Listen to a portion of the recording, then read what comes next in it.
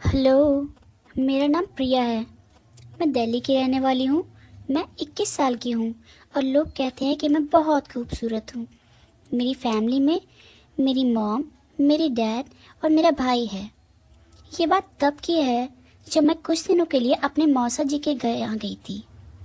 मैं रात तक उनके घर पहुँची तो काफ़ी थक भी गई थी।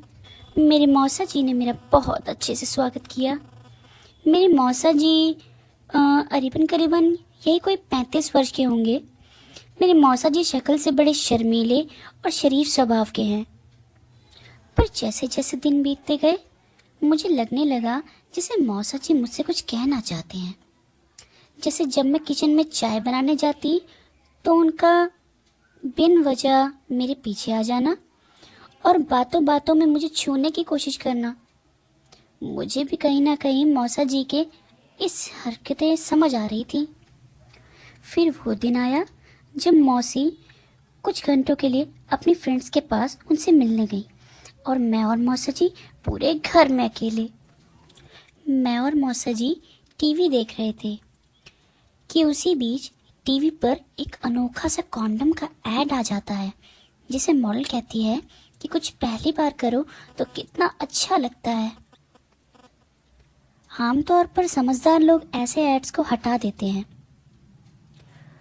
लेकिन पता नहीं क्यों उस समय मौसा जी ने कुछ भी नहीं किया। मौसा जी मेरी ओर देखे और मुझसे बोले कि अगर कोई ऐसा ऐड आए तो तुम्हें कोई प्रॉब्लम तो नहीं है। मैंने भी ना कहते हुए सर हिला दिया। फिर न जाने मौसा जी के मन में ऐसा क्या हुआ कि उन्होंने मुझसे अचानक पूछ लिया, क्या तुमने कभी सेक्स किया है? मैं तो अचानक चौंक गई कि ये मौसा जी मुझसे किस तरह की बात कर रहे हैं। मैं समझ ही नहीं पा रही थी कि कैसा रिएक्शन दूं कि तभी मौसा जी ने मुझे बोला कि अगर तुम्हें ये सब नहीं पता तो तुम्हें शादी के बाद दिक्कत हो सकती है। और पते की बात तो ये थी कि मेरे घर वालों ने मेरा रिश्ता भी तय कर रखा था और कुछ ही समय बाद मेरी शादी भी होने वाली थी। मैं तो सोच में पड़ गई। तो अचानक मौसा जी ने मुझे बोला कि क्या तुम वो सब कुछ एक्सपीरियंस करना चाहोगी? अब तो मैं मौसा जी के इशारे समझ चुकी थी तो मैंने भी हाँ कर दी। मौसा जी अब धीरे धीरे मुझे गर्म करने के लिए हाथ फेरने लगे और मेरा टॉप हल्का सा ऊपर करके मेरे नरम नरम मुलायम बड़ी बड़ी चूचियों को दबाने लगे और चूसने लगे। वो मुझे धीरे धीरे गर्दन पे फिर उससे नीचे चूमने लगे और मैं भी धीरे धीरे गर्म होने लगी। मौसा जी ने मौके का फ़ायदा उठाते हुए मेरी स्कर्ट की जिप नीचे खोल दी और मुझे नंगा कर दिया और खुद भी नंगे हो गए। मैं हैरान हो गई कि मौसा जी का लंड 10.5 इंच लंबा था और उन्होंने शेव भी कर रखा था, मानो पूरी फिल्म पहले से सोच के आए हों।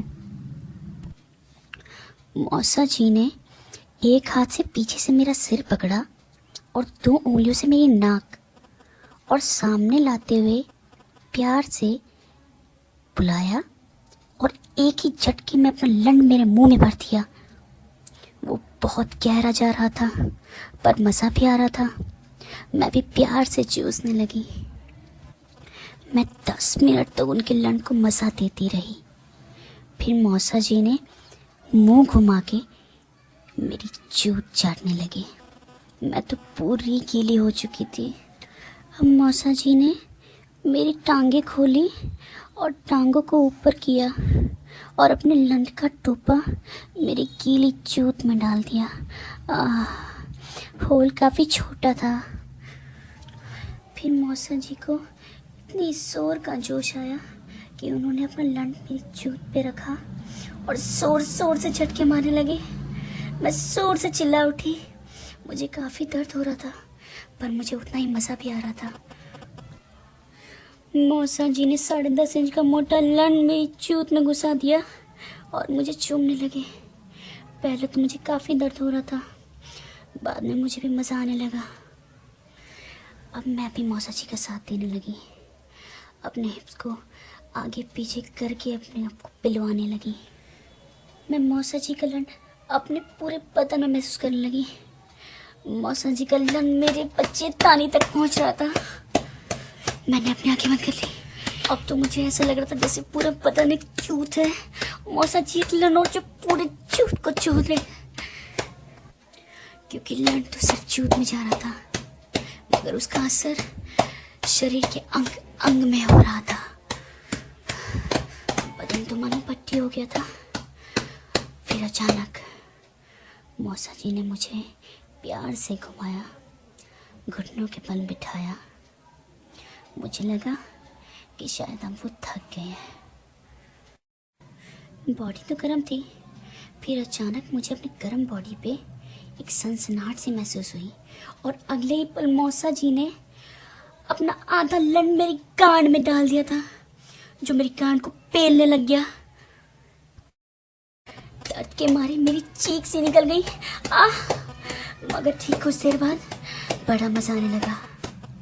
तो पता नहीं, जैसे मुझ में से एक रंडी जैसी आवाज आई, जिसने मौसा जी को और भी उत्तेजित कर दिया। चोद मौसा चोद, माल आने दे, आज रंडी बना दे, पेल इस गांड को, पेलना। जोर जोर से करते करते अचानक आ आ आ आ मौसा जी चढ़ गया।